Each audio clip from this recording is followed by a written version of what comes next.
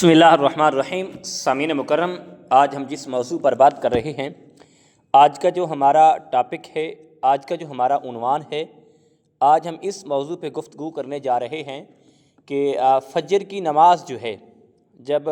जमात खड़ी हो जाए, इमाम साहब इकामत कह दें, यानी तकबीर उला अल्लाहु अकबर करके हाथ बांध लें, तो अब इमाम किरात कर रहा है, पीछे मुक्तदी आया है, यानी मुक्तदी आकर पहुंचा है। अब उसको क्या करना चाहिए कि पहले सुनते पढ़नी चाहिए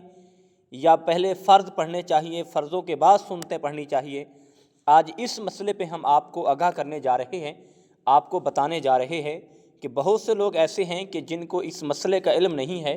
कि बाज़ औक़ात लोग आते हैं कि फ़जर की जमात खड़ी हो गई है, इमाम साहब किरात कर रहे हैं, तो आते हुए पीछे सुनते नहीं लेते हैं, सुनते पढ़ना शुरू कर देते हैं। और बाज़ औक़ात लोग आके जमात में शामिल हो जाते हैं, जमात होने के फ़ौरी बाद सुनते पढ़ना शुरू कर देते हैं। तो आज ये सारे मसाइल जो हैं हम आपसे डिस्कस करने जा रहे हैं, आपको आगाह करने जा रहे हैं। इंशाअल्लाह अज़ीज़ आप सुनेंगे और इसको आगे शेयर करेंगे तो इसका आपको बहुत बड़ा फ़ायदा होगा और बहुत ही आपको नफ़ा होगा। देखें, सबसे पहली बात तो ये है कि जब नमाज फ़जर का वक्त होता है, कोशिश करें कि आप जितना जल्दी हो सके नमाज फ़जर के लिए मस्जिद में, क्योंकि देखें हर नमाज का आज़ान के बाद जो दौरानिया है जमात का वो 15 मिनट का है, लेकिन फ़जर की नमाज का आधा घंटा पौना घंटा वक्फ़ा इसलिए है कि कोई शख्स ऐसा है जिस पे गुस्ल फ़र्ज़ है, वो गुस्ल करना चाहता है, नहाना चाहता है, कपड़े चेंज करना चाहता है,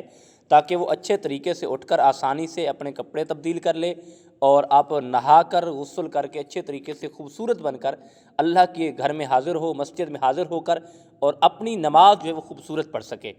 तो इसमें बाज़ औक़ात लोग नींद में होते हैं कि उठने में देर हो जाती है, आँख नहीं खुलती, तो ये सारी बातें हैं। तो अब जब नमाज फ़जर के लिए हमने मस्जिद में आना है, जब मस्जिद में एंट्री होना है, हमने नमाज के लिए आना है, तो अब आगे हमने देखा है कि जमात खड़ी हो गई है, इमाम साहब किरात कर रहे हैं, मुसल्ला इमामत पर खड़े हुए हैं और या इमाम साहब ने तकबीर कह दी है, तकबीरा उला कहने के बाद सना भी पढ़ ली है, आगे नमाज भी पढ़ना उसने शुरू कर दिया है। तो आगे अब बात यह है कि मुक्तदी को क्या करना चाहिए, मुक्तदी को कैसे नमाज पढ़नी चाहिए और पहले फ़र्ज़ पढ़ने चाहिए या सुनते पढ़ने चाहिए। देखें, असल मसला ये है कि अगर आप आए हैं, आपने सुनते पढ़नी है और आपने ऐसी जगह बहर ठहर के पढ़ें ताकि जहां आपको ये जो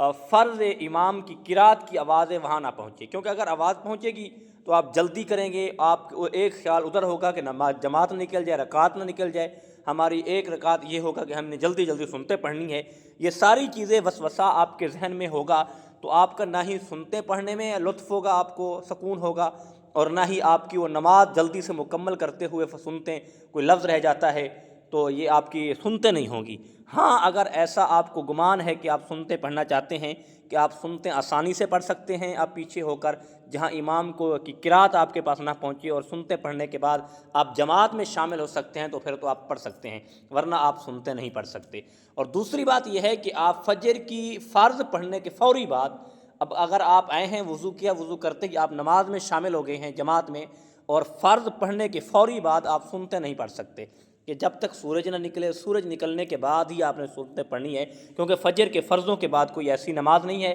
कोई सुनते या नवाफिल आप नहीं पढ़ सकते। जब सूरज निकलेगा, सूरज निकलने के बाद ही आप पढ़ेंगे तो आपकी सुनते होंगी। और क्योंकि इमाम शाफ़ी ने बहुत सख्ती से मना किया है तो हमें इस पे अमल करना चाहिए, ये तरीका अपनाना चाहिए, बड़ों के फरमान पे अमल करना चाहिए, तो हमारी सुनते जो हैं वो नहीं होंगी और हम सूरज निकलने के बाद ही पढ़ें तो ज़्यादा बेहतर है। लेकिन इमाम साहब ने यह भी फरमाया, इमाम अहमद बिन हम्बल ने, कि अगर ना पढ़ने से बेहतर है कि इंसान नहीं पढ़ता तो पढ़ ले, लेकिन इमाम शाफ़ी के नज़दीक नहीं पढ़ सकते, सूरज निकलने के बाद पढ़ेंगे।